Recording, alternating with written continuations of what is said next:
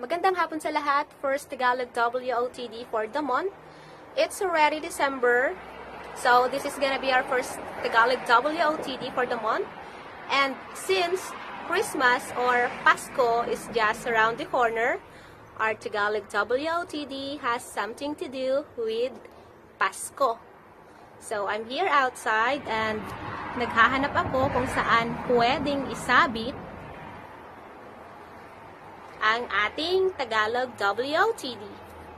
So, pwede niyong hulaan kung ano ang ating Tagalog WOTD.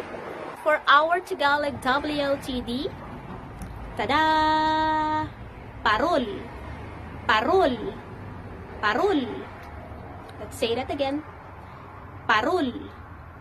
Traditionally, parol is made from kawayan or bamboo and papel or paper.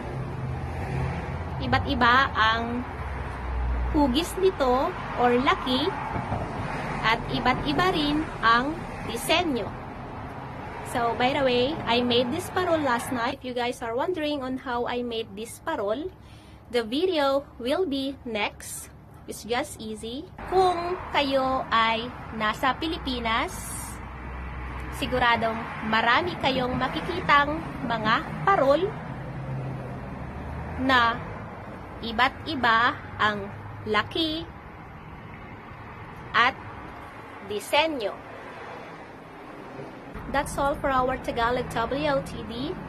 Give the video a like if you learned something new at subscribe kung hindi pa kayo nakasubscribe. And don't forget to check the info section below because I'm going to put some links there. Gaya ng like Filipino Christmas traditions at iba pa. So, ayun lang. Babush!